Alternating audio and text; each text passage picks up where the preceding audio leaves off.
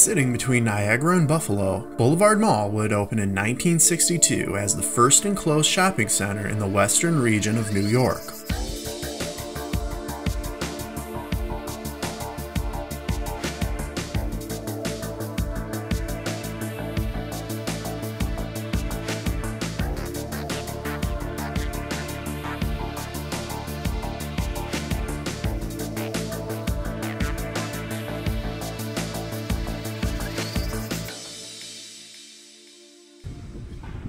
Thank you. You're fine.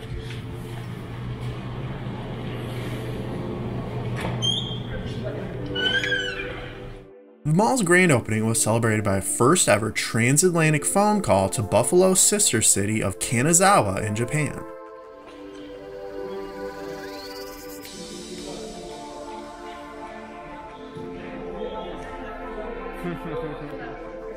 The first anchors were local department chains Jens and Sattlers, who had their grand opening 4 months prior with festivities including the release of a 45-foot balloon tower and a phone call by then-Governor Nelson Rockefeller, along with in-person speeches by local government officials.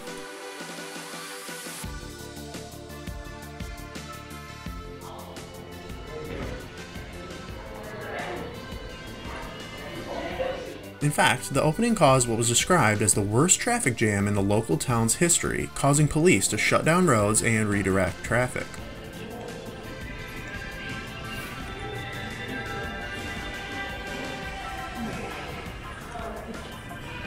It's just a convenience store in here. The mall was an immediate success, drawing in shoppers from across the Canadian border, and in 1970, JCPenney's added a tri-level 180,000 square foot store. The Christmas tree is sitting atop a small fountain that is operational the rest of the year. Santa may still make appearances at the mall, usually arriving on the back of a fire truck, but prior to their stopping in 2015, the Boulevard Bear Band used to lead annual parades down the middle of the concourse on major holidays.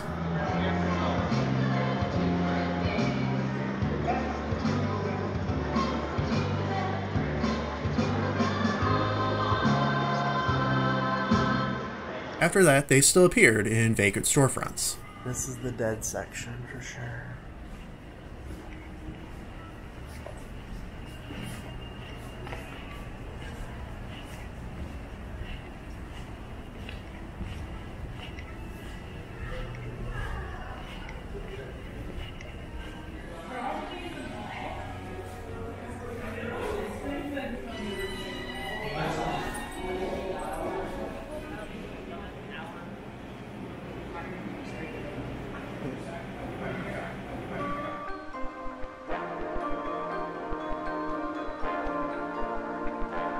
'The southern section of the mall would be added in 1977, with 30 new stores along with the addition of palm trees, skylights, and the fountain to the rest of the concourse. Beginning in the 90s, the mall underwent a number of renovations to keep its foothold as one of the top malls of the region, including one renovation in 1992 that forced the removal of a vintage 1926 fire truck from the Boulevard Mall Bootery store that had been there since the mall's opening.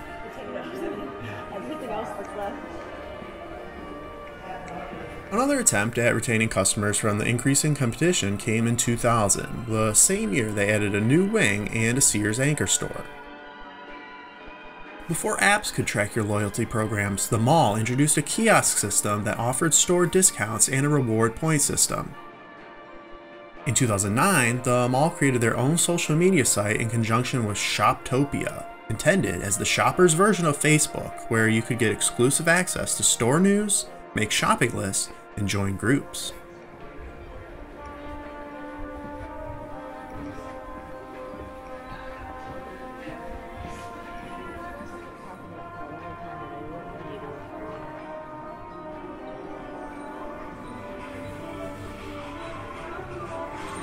In 2015 was the last big push for the mall, with Dick's Sporting Goods replacing the mall's food court that had been constructed in 1994.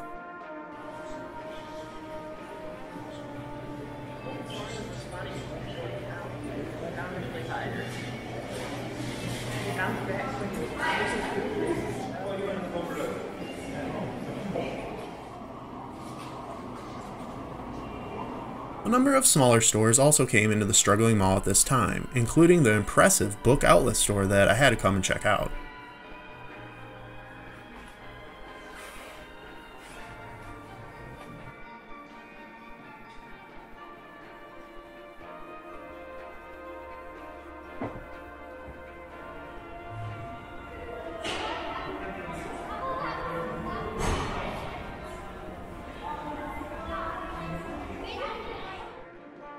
You might want to stop by the Boulevard Mall today. Miranda Cosgrove, the show's star, will be in the mall food court at 3 o'clock this afternoon for a 1-hour question and answer session with fans. While the mall doesn't ever appear to have had any major celebrity appearances, it did hold a signing by the star of the Nickelodeon show iCarly in 2010, and up to the end always had events for adults and kids alike, with artist and author signings, cartoon and comic book appearances, shows for children, fundraisers, and art classes.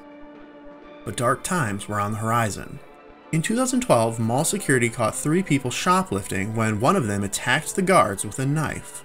2 men pulled an armed robbery in the parking lot the following year. 2 men are locked up tonight after a brazen armed robbery at a popular suburban mall. News 4's Brittany Smallwood reports shoppers were stunned to hear it all happened in broad daylight. Oh my gosh. Was it on the grounds of the mall? Shoppers were shocked to hear that a 22-year-old woman was robbed outside the Boulevard Mall in broad daylight on Friday. Today, the men accused of doing it, 22-year-old Fardat Vadat and 25-year-old Dominic Natarsa, were arraigned in Amherst Town Court.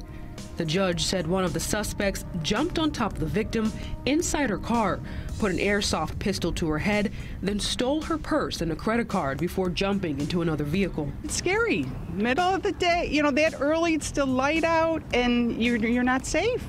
In 2013, 3 women were caught shoplifting at Macy's when one of them would also stab the security guard.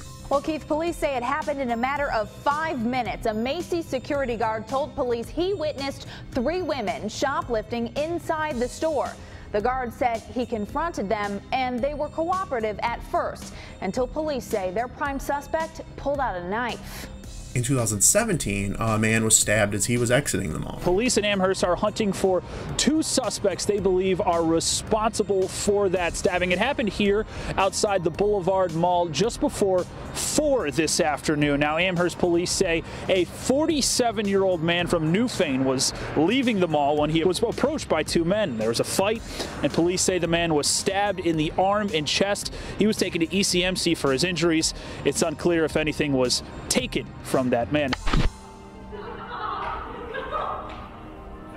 After these incidents, Sears would announce their closing that same year, though their store would become a Gabe's in 2021.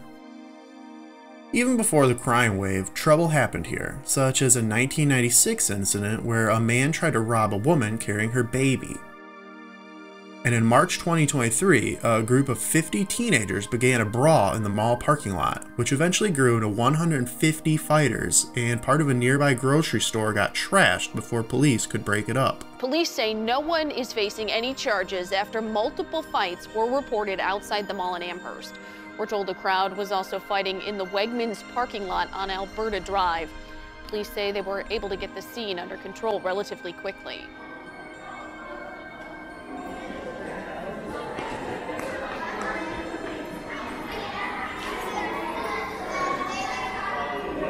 In 2017, the owners of the mall won a 3-year legal battle against Honey's Pizzeria, a restaurant that had moved into the mall in 2011, but after failing to pay the agreed rent, they closed 2 years later, despite signing a 10-year lease.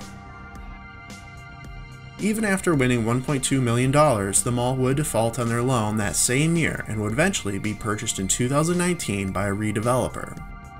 But the new owner found an unlikely partner willing to help out. Step forward in the process of transforming the Amherst Boulevard Mall into a redesign. The town held a brief public hearing on eminent domain this evening, approving the measure in order to take over the mall for a short period of time.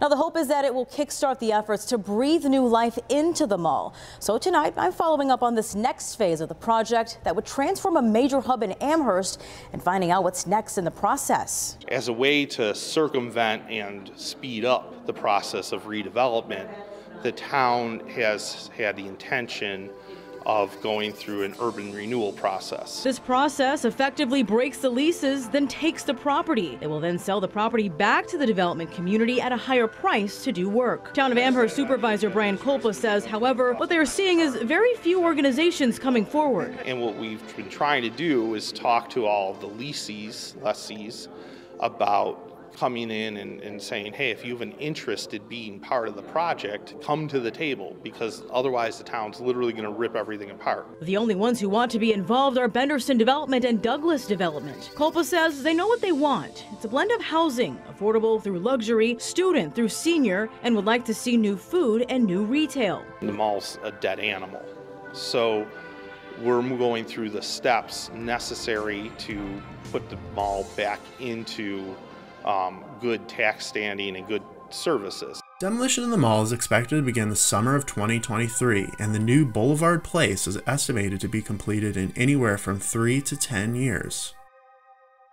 Though the location will remain a retail hub, Western New York's first enclosed mall is soon to become just a memory.